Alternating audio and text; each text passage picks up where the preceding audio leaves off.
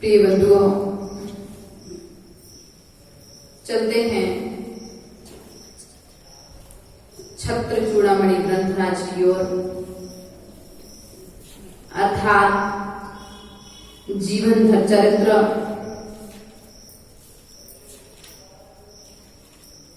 जिनकी वृत्तांत के अंतर्गत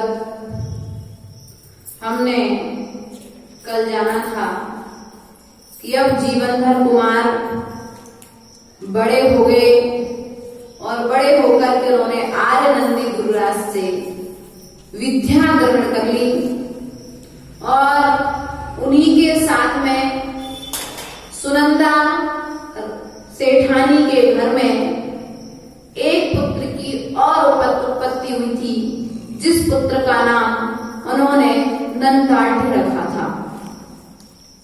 वह दोनों पुत्र और राजपुरी के समस्त बच्चे एक साथ में आर्य नंदी गुरुराज से विद्या ग्रहण करने के पश्चात में आर्य नंदी मुनिराज ने जीवनधर कुमार के लिए जीवनधर का पूर्व वृत्तांत सुनाया। सुनाने के पश्चात में उनसे यह संकल्प करवाया कि 1 साल तक वे काष्ठांगार से किसी भी तरह का युद्ध नहीं करेंगे। विरोध ही सामने है, लेकिन गुरु ने वचन दिया है। क्या दिया है? यदि गुरु रक्षणा में कुछ देना चाहते हो तो 1 साल तक तुम उस काष्ठांगार से युद्ध नहीं करोगे। यदि कोई दूसरा होता तो नियम तोड़ करके बदले की आग में नीरस करके अपनी समस्त विद्याओं को नष्ट करता हुआ अपने जीवन को समाप्त कर लेता। लेकिन जीवनधर कुमार ने गुरु की बात को माना और जो विद्याएं गुरु के द्वारा दी गई थी उन विद्याओं का अभ्यास किया। अभ्यास करते करते जब ये एक दिन राजा गृह में थे तो राजा गृह में इन्होंने नंद गोप की गायों के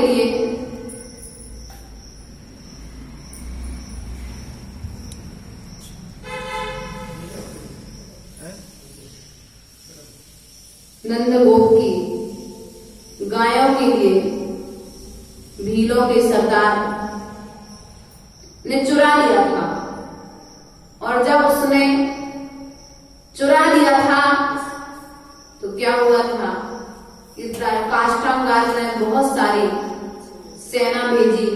उन सब सेना, उस सेना के लिए उस भीलों के सैनिकों ने हरा दिया था।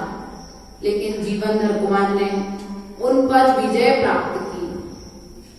अब अपनी इतनी बड़ी सेना की हार और एक सामान्य से सेठ की पुत्र की विजय देख करके काष्ठांगार के मन में अब इस विचार कर रहा है कि ऐसा कैसे हो सकता है कि एक सामान्य सेठ का पुत्र भीलों की सरकार को जीत गया, भीलों की सेना को जीत गया और मेरी इतनी बड़ी सेना को हरा दिया गया। और उसके मन में ईर्ष्या उत्पन्न होने लगी। एक राज्य में एक से दो राजा नहीं रह सकते, एक से बल वाले नहीं रह सकते। नीति का नियम है, यदि होते हैं तो विवाद का कारण होता है। ईर्ष्या दिन प्रतिदिन पनपती रहती है, अंदर में जलन की भावनाएं चलती रहती हैं, क्योंकि और प्रतिस्पर्धा प्रतिबल बनी रहती है। आचार्य गुरुदेव कहते हैं कसायों में प्रतिस्पर्धा नहीं करनी है। 2011 की बात है, जब हम लोग गुरु चरणों में थे, सामान्यता ठीक है, सामने वाले ने याद कर लिया, अच्छा किया, हमने याद नहीं किया तो कोई बात नहीं। लेकिन आचार्य गुरुदेव कहते थे नहीं, अन्य क्षेत्रों में प्रतिस्पर्धा नहीं होना चाहिए, लेकिन विद्या के क्षेत्र में प्रतिस्पर्धा का होना आवश्यक है। यदि विद्या अध्ययन के क्षेत्र में यदि प्रतिस्पर्धा नहीं होती है तो विकास के द्वार बंद हो जाते हैं। जीवनधर कुमार अपने गुरु से जो जो विद्याएं ग्रहण करके आए थे उनका निरंतर अभ्यास कर रहे हैं। इसी नगर में एक श्रीदत्त नाम का सेठ रहता था।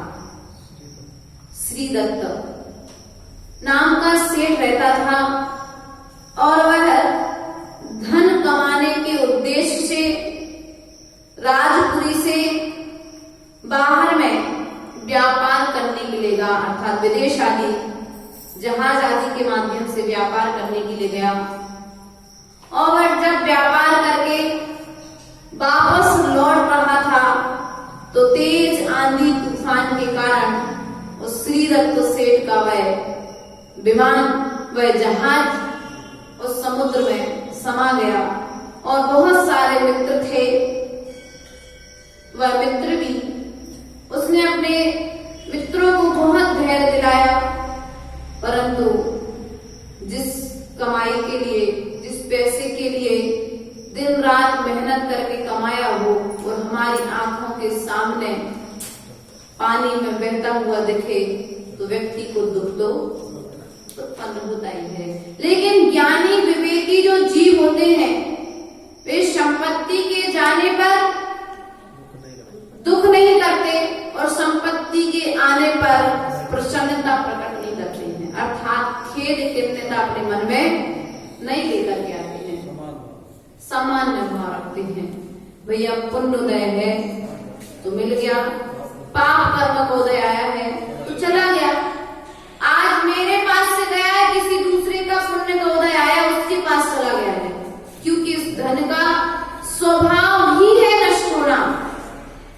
इसलिए श्री दत्त सेठ ज्ञानी था।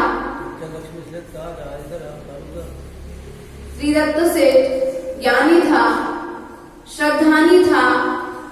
उसके पुण्य के उदय से जहाज जब समुद्र में डूबा तो उसे समुद्र के मध्य में स्तूप दिखा। उस स्तूप का सहारा लेकर के वह समुद्र के किनारे पहुंचा और समुद्र के किनारे पहुंच करके उसे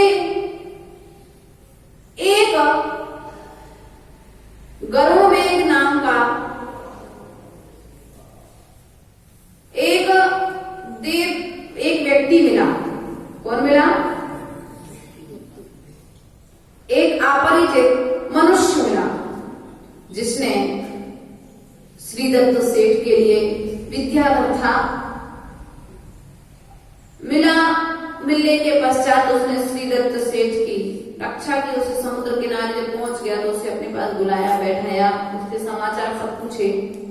पूछने के बाद उसने कहा, हे श्री दत्त सेठ, तुम इतने दुखी मत हो, क्योंकि तुम्हारे जो जहाज थे, तुम्हारे जो मित्र थे, उन्हें मैंने विक्रिया से समुद्र में समाहित किया है।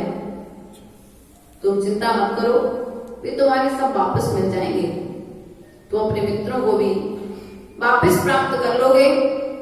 मैं तुम्हारे लिए गंधार देश के नित्यालोक नगरी के राजा मेरे स्वामी के साथ आपकी कुल परंपरा से मित्रता चली आ रही है। कौन सा देश? गंधार देश की नित्यलोका नगरी के राजा गरुड़वेग के साथ, अर्थात इसके स्वामी के साथ आपकी कुल परंपरा से मित्रता चली आ रही है। और गरुड़वेग की पुत्री के विवाह में आपकी सहायता हेतु आपके लिए गरुड़वेग अर्थात राजा ने बुलाया है। मेरा नाम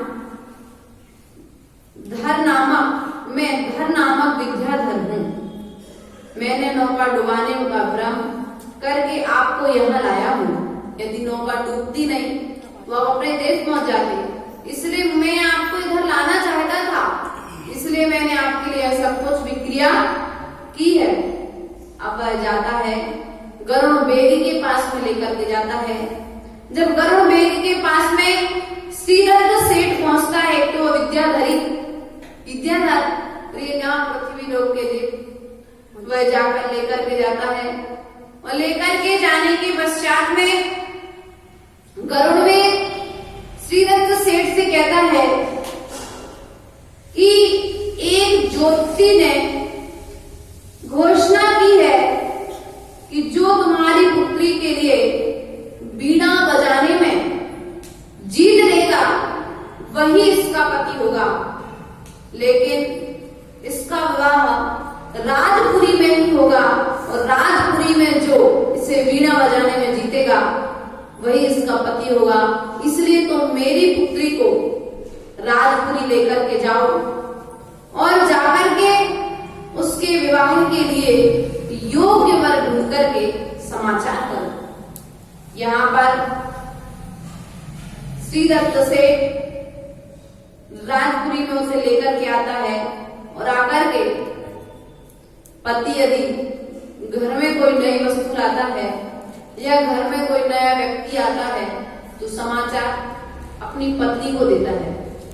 यहाँ पर श्री दत्त सेठ ने भी यही किया, क्योंकि घर की आगे की सारी व्यवस्थाएं आप सभी के हाथ में होती हैं। श्री दत्त सेठ ने सारा समाचार, गरुड़वेग की घटना, सब जहाजों के डूबने की घटना, सब घटनाएं अपनी पत्नी को सुनाई।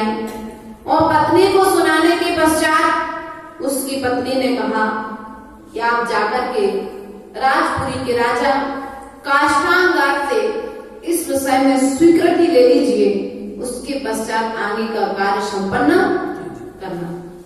जीवनधर कुमार यहाँ पर अपने मित्रों के साथ खेल रहे थे।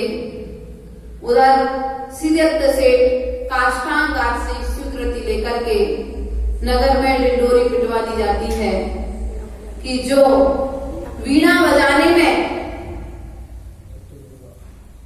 गंधर्व दत्ता को जीतेगा, पुत्री का नाम क्या था? गंधर्व दत्ता को जीतेगा, वह इसका पति होवेगा। बहुत दूर दूर देशों से राजा आए, सभी ने वीणा बजाई, लेकिन वीणा बजाने में जीवनधर कुमार के अलावा उसे कोई न जीत सका। लोगों ने फिर काष्ठांगार के मन में विचार आया कि एक बार नंदगोप की गायों के लिए इसने बजाया, और दूसरी बार वीणा बजाने में हम सब राजपुत्र होकर के भी इस सामान्य सेठ के पुत्र से हार गए। तो जो गंधर्व दत्ता थी उसने घोषवती नाम की वीणा बजाई। कौन से नाम की? वीणा का भी नाम था, वीणा का नाम था घोषवती नाम की वीणा बजाई। और यहाँ पर जब सब जन पराजित हो चुके तो जीवनधर कुमार ने वीणा बजाने का निवेदन किया। वे वीणा बजाने के पश्चात में जीवनधर कुमार ने उसे वीणा बजा करके जीत लिया। इसमें घोषवती बताना है।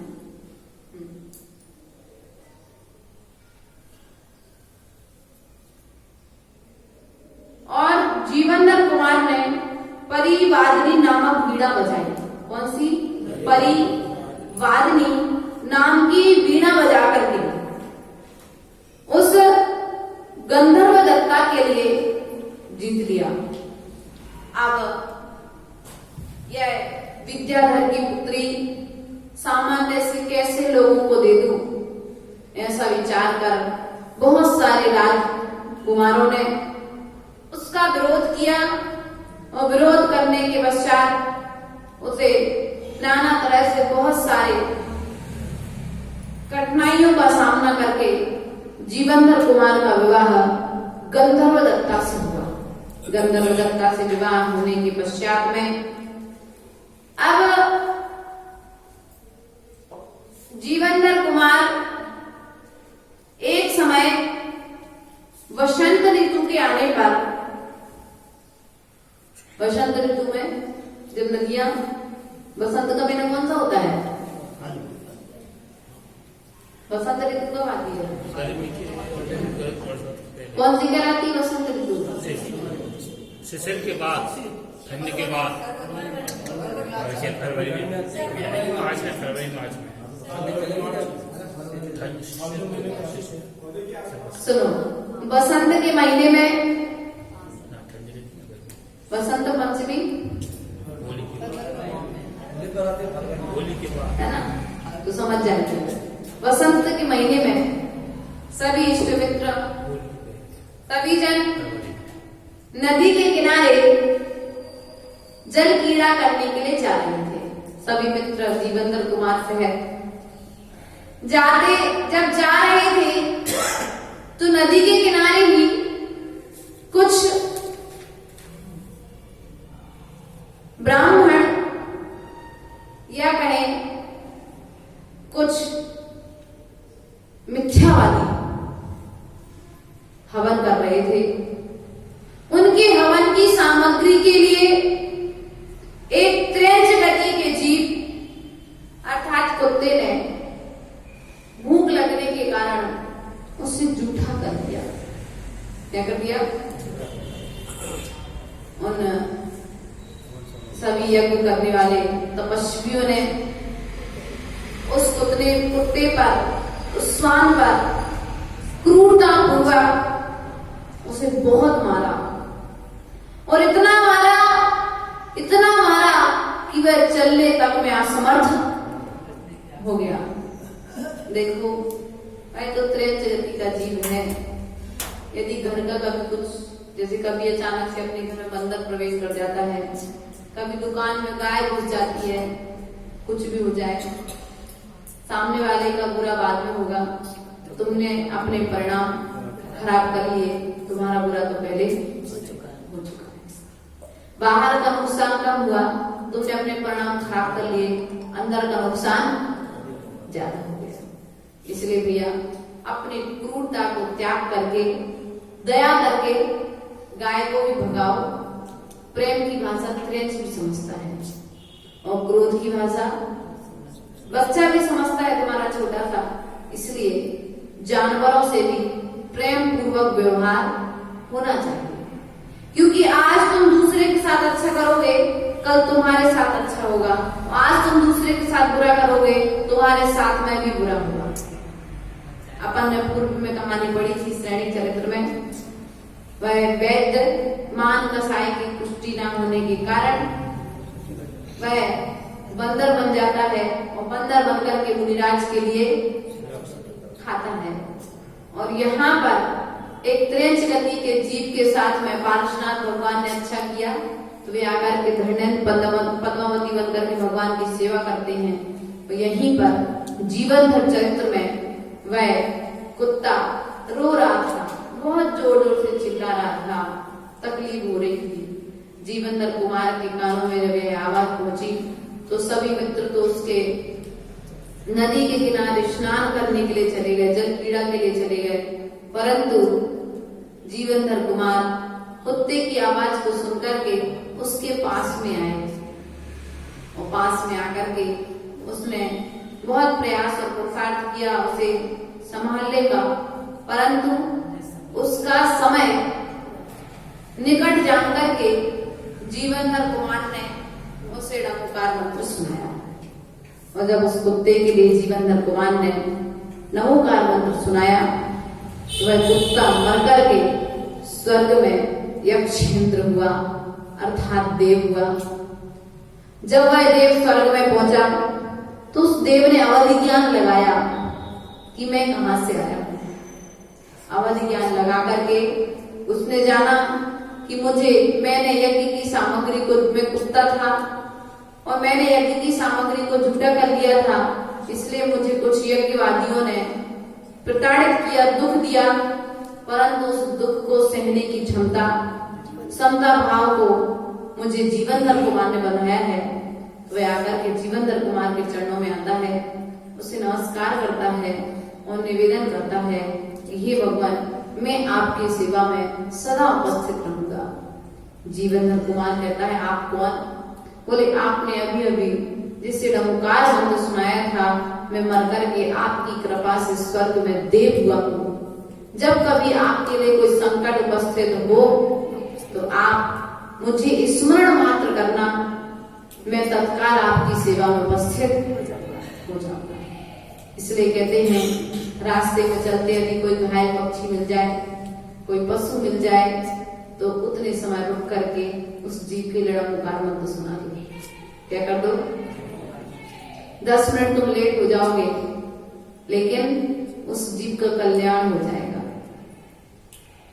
देखो, वह त्रेंच गति का जीव स्वर्ग से आकर के किस प्रकार से जीवनधर कुमार की रक्षा करेगा, इस विषय को हमें देखना है।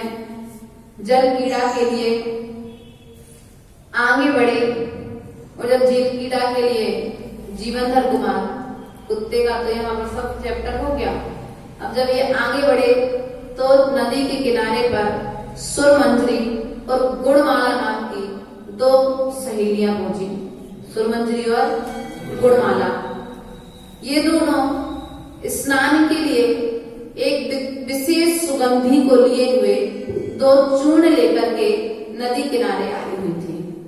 जब ये नदी किनारे आई तो देखा, एक सखी कहती है सुरमंजरी का चूर्ण अच्छा है, एक सखी कहती है गुणमाला का चूर्ण अच्छा है। दोनों में विवाद हो गया। दोनों कहने लगी मेरा चूर्ण श्रेष्ठ है, दूसरी कहती मेरा चूर्ण श्रेष्ठ है। इस बात के निर्णय के लिए नगर में जो विद्वान थे, उन दोनों के चूर्ण के लिए विद्वानों के पास पहुंचाया गया। दोनों विद्वानों ने मिलकर के गुणमाला के चूर्ण को सुगुण और उपयोगी बताया। क्या बताया? सुगुण और उपयोगी बताया। गुणमाला का चूर्ण सही है, अर्थात सुरमंजरी का चूर्ण सही नहीं है। इस प्रकार से उन्होंने निर्णय करके दिया, लेकिन फिर भी सुरमंजरी के लिए संतुष्टि नहीं हुई। और जब सुरमंजरी के लिए संतुष्टि नहीं हुई तो यह चूर्ण जीवनधर कुमार के पास पहुंचाया गया निर्णय करने के लिए। जीवनधर कुमार के पास में पहुंचा तो जीवनधर कुमार ने भी गुणमाला के चूर्ण के लिए श्रेष्ठ बताया। क्या बताया? श्रेष्ठ बताया। गुणमाला के चूर्ण का नाम था चंद्रोदय नामक चूर्ण। कौन सा चूर्ण? और जब जीवनधर कुमार ने भी उस चूर्ण के लिए श्रेष्ठ बताया तो सुरमंजरी कहने लगी कि ये पक्षपात हो रहा है, मेरा ही चूर्ण। यदि आप निर्णायक मंडल की बात को ना मानो तो भैया जो तुम कह रहे वही सही है। ऐसी बात को मानते हुए जीवनधर कुमार ने दोनों के चूर्ण को हाथ में लिया। एक चूर्ण को एक दिशा में ऊपर की ओर फेंका, दूसरे चूर्ण को दूसरी दिशा में ऊपर की ओर फेंका। जिस दिशा में गुणमाला के चूर्ण को फेंका तो चूर्ण की गंध को सूंघ करके, सुगंधी लेकर के बहुत सारे भौरे उस चूर्ण के पास में आ गए। इधर जब सुरमंजरी का चूर्ण फेंका तो कोई भी नहीं आया। इस बात से स्पष्ट हो गया कि गुणमाला का चूर्ण ही श्रेष्ठ। आप सुरमंजरी गुस्सा होकर के, क्योंकि इन दोनों के बीच में संकल्प हो गया था जिसका चूर्ण श्रेष्ठ रहेगा वही आज जल कीड़ा करेगा, और जिसका चूर्ण श्रेष्ठ नहीं होगा वह जल कीड़ा नहीं करेगा। लेकिन गुणमाला विनयवान थी, रूपवान थी, सुंदर विद्यावान थी। गुरुओं के मुख से उसने विनय का पाठ सीख करके रखा था। सखियों के बीच में कुछ भी हो जाए लेकिन आपस का प्रेम कम नहीं होना चाहिए। इस बात को ध्यान रखते हुए गुणमाला ने सुरमंजरी के लिए बहुत समझाया कि देखो भले ही मेरा चूर्ण श्रेष्ठ है, यह तो निर्णायक मंडल के द्वारा हो चुका है, लेकिन चलो अपन एक साथ में जल कीड़ा करते हैं। लेकिन सुरमंजरी ने एक ना सुनी और अपने मान अपमान को ध्यान में रखते हुए कि मेरा अपमान किया गया है, मेरे चूर्ण को गलत बताया गया है, मेरे साथ गलत निर्णय हुआ है, नाना तरह की बातों को, संकल्प विकल्पों को लिए हुए वह जल कीड़ा के स्थान को छोड़ करके अपने नगर की ओर वापस आ रही थी। क्या कर रही थी? घर लौट रही थी। कौन? सुरमंजरी अपने घर पर चली गई। यहीं पर गुणमाला भी स्नान आदि करके अब अपने घर की ओर लौट रही थी। रास्ते में चलते चलते काष्ठांगार का हाथी, जो तीव्र क्रोधवश होकर के राज्य से छूट करके, राज्य में जहाँ पर बांधा गया वो वहां से निकल करके बाहर आया, और बाहर आकर के वह बहुत लोगों में नाना तरह का हल्ला का उत्पाद उसने उत्पन्न कर दिया, लोगों में भय उत्पन्न कर दिया। बहुत सारे अनहोनी करता हुआ वह आगे बढ़ा चला आ रहा है। उस समय गुणमाला वहां पर आगे जब बढ़ रहा था तो धाय, जिसने सुरमंजरी का पालन किया था, गुणमाला का पालन किया था, ऐसी प्रियंवदा नाम की सखी ने उसे अपने पीछे खड़ा कर लिया। जब वह हाथी गुणमाला के आगे आकर के खड़ा हो गया तो ये समझ के भी हाथी आगे खड़ा है और गुस्से में खड़ा है तो क्या करेगा? पकड़ करके फेंक देगा, मार देगा। तो प्रियंवदा नाम की उसकी जो सखी थी उस वह आकर के उसके आगे खड़ी हो गई, अर्थात उसकी रक्षा करी। रक्षा करने का प्रयास पुरुषार्थ करते करते जब यह दृश्य अकस्मात जीवनधर कुमार ने देखा। किसने देखा? जीवनधर कुमार ने देखा। और जीवनधर कुमार ने जब यह दृश्य देखा तो उसने उस हाथी के लिए बस में कर लिया। क्या कर लिया? उस हाथी के लिए बस में कर लिया। और बस में करने के पश्चात में गुणमाला अपने घर की ओर चली गई और जीवनधर कुमार अपने घर आ गए। सेठ अर्थात सेठ के घर पर आ गए। जब सेठ के घर पर आए तो यह समाचार जब गुणमाला के पिता को जब मालूम पड़ा तो उन्होंने दोनों के विवाह का प्रस्ताव भेजा कि जो मेरी पुत्री कितने संकट में रक्षा कर सकता है, अर्थात दोनों के बीच में जब वहां पर मिले तो दोनों के बीच में ऐसा प्रेम भाव उत्पन्न हो गया था। तो उस भाव को देखते हुए पिता ने गुणमाला और जीवनधर कुमार का विवाह संपन्न कराया। क्या कराया? विवाह संपन्न कराया।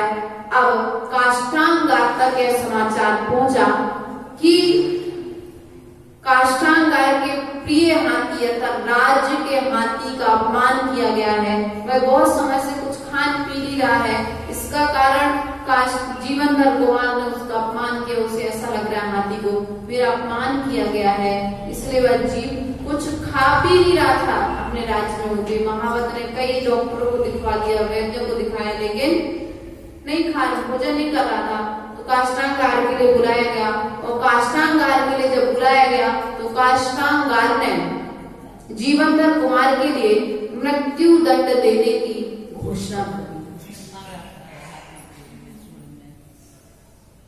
काष्ठांगार ने जीवनधर कुमार के लिए मृत्यु दंड देने की जब घोषणा कर दी तो अब कैसे बचा जाए? क्योंकि काष्ठांगार के मन में तो जीवनधर कुमार पहले से ही एक बार तो बीड़ा, दूसरी पहली बार में गोपाल के नंद गोप की गायों की रक्षा, और उसके बाद में बीड़ा बजाना जीत लिया, और तीसरी बार में हाथी पर प्रहार किया। तो उसने घोषणा कर दी कि जीवनधर कुमार ने मेरे हाथी पर प्रहार किया है, इसलिए मैं इसके लिए अब जीवनधर कुमार के लिए मृत्यु दंड देता हूँ। और फांसी के तख्ते पर जैसे उसे खड़ा किया गया वैसे ही स्वर्ग के उस देव ने आकर के जो कुत्ता था वह लेकर के उस जीवनधर कुमार के लिए ज्ञान पर्वत की श्रेणियों में लेकर के चला गया। इस प्रकार से उस स्वान ने जीवनधर कुमार की रक्षा की है। इसलिए प्रिय बंधुओं, जीवन में कोई समस्या है, प्रतिपल हम दूसरे की रक्षा करते रहेंगे तो हमारी रक्षा भी होती रहेगी।